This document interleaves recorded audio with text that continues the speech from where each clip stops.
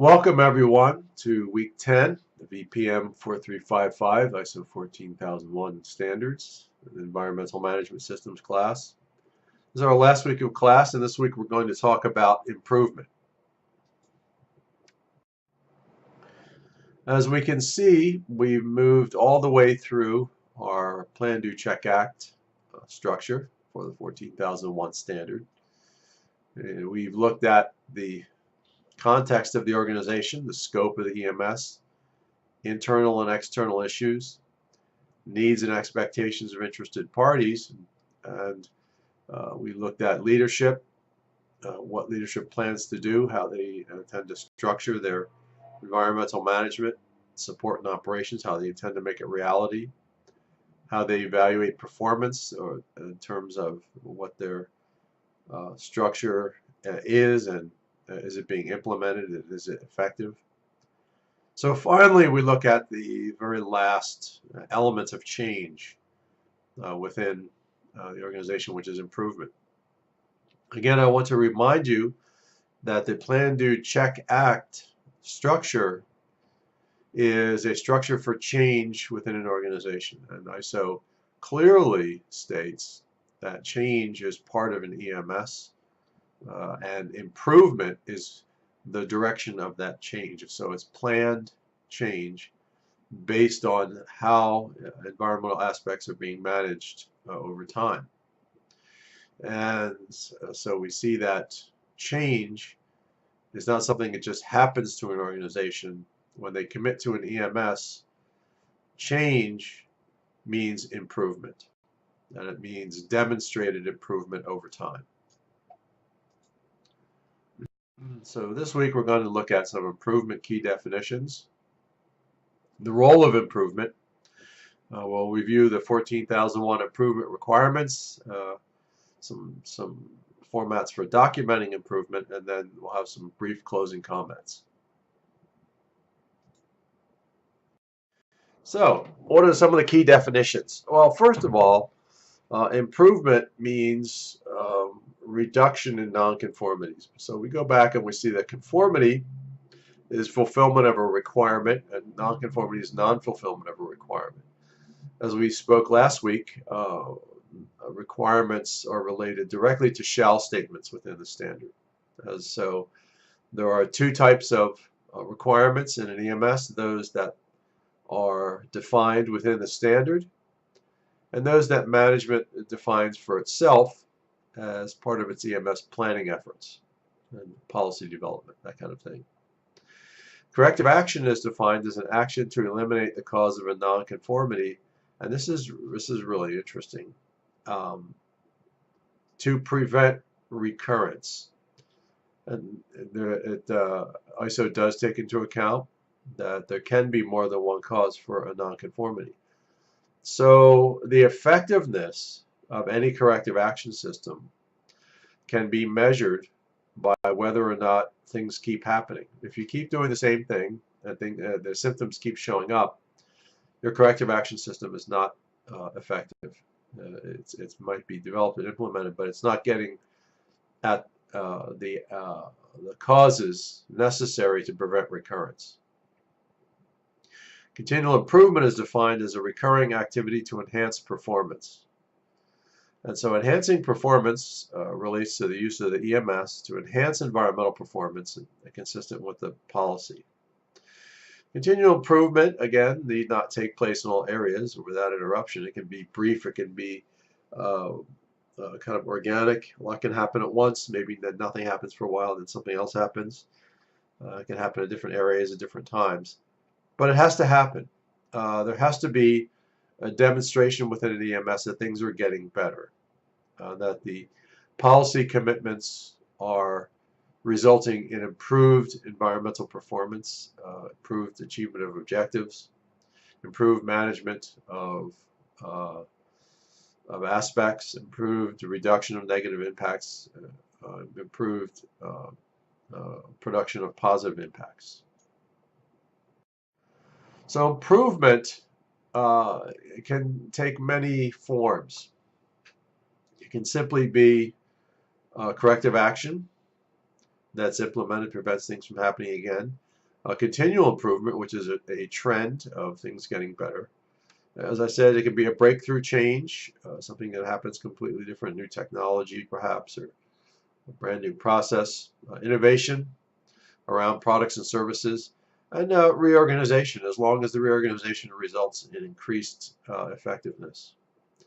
But really, what the bottom line here is for continual improvement is that there has to be a positive change in environmental performance. So the performance in terms of achieving objectives and managing aspects and impacts, there has to be a positive change there. The management practices have to get better. The realization of the impacts, the negative impacts, has to decrease. The positive impacts has to increase. So the environmental performance of the organization has to improve. It can't just be, well, yeah, we managed that and nothing really changed. If you go back over year and say that, yes, we are more aware of our particular aspects, but we're not doing really anything to improve our performance related to those aspects, the EMS is not effective and you're not continually improving. One of the key purposes of an EMS is overall is as a preventive tool. So this is part of actually the risk management structure we looked at earlier. And so the concept of preventive actions now captured in 4.1, which is understanding the organization, and then actions to address risks and opportunities. So the EMS itself becomes a core strategy for risk management. In that risk management diagram we looked at earlier, we saw that in that one particular quadrant from the natural risks and environmental risks, it is a preventive approach. And so the idea is that the precautionary principle is captured by implementing an EMS. This is a huge shift in environmental management. And so what you want to do is you want to prevent negative impacts from occurring, and you want to prevent problems from occurring related to environmental performance. And how you do that is by making sure all the processes of the EMS function correctly. So that one of the things that ISO does allow is it allows flexibility for the rate, extent, and time scale of actions. These things can be done organically, they can be done on a widespread basis, they can be individual. It's up to the organization. And then environmental performance can be enhanced by overall EMS functions, or just improving one or more of its elements. One of the major requirements for any EMS is a corrective action system. And the corrective action system has four types of input. We've looked at all of these already. It has input from monitoring, measurement, analysis, and evaluation.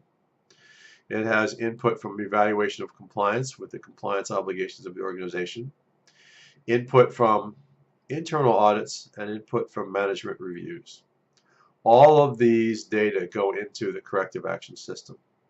And so the design here is to gather a wide variety of data related to environmental performance, specific in performance. Again, this is the more technical area, perhaps pounds, measurement of specific indicators, compliance obligations in terms of regulations and interested party requirements, internal audit in terms of the systems and the processes, and then management review, looking at the EMS as a whole and how well it's integrated both internally and externally.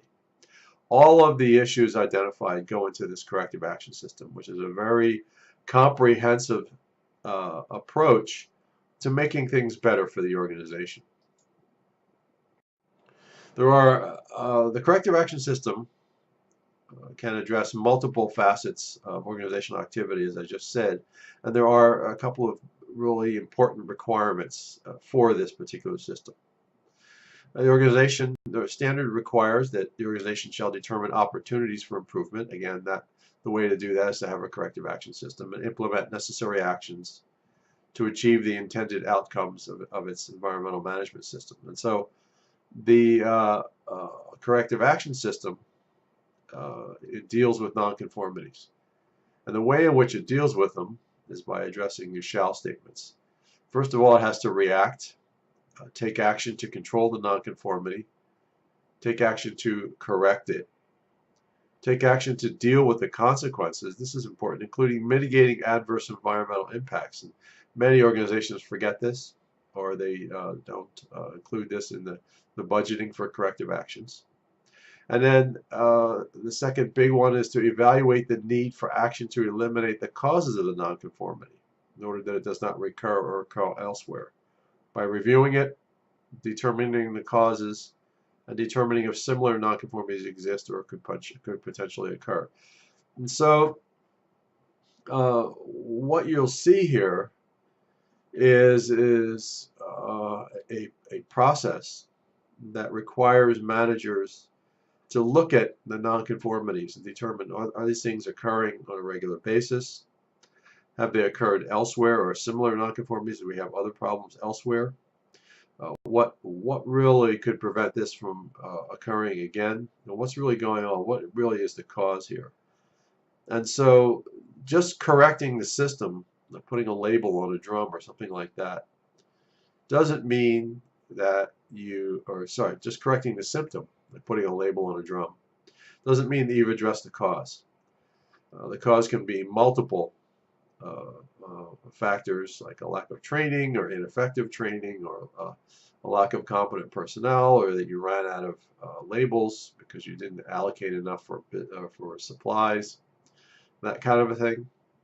And so what the effectiveness of the corrective action system depends on is really how well it eliminates not only symptoms, but then prevents the nonconformity from occurring again. So by looking at causes. And so the standard does require that at least the need for action to eliminate the causes of the nonconformity has to be done as part of the activities for corrective action.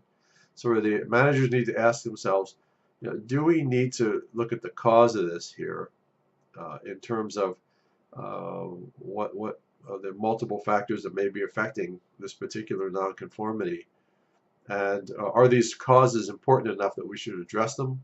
Is this a one-time occurrence?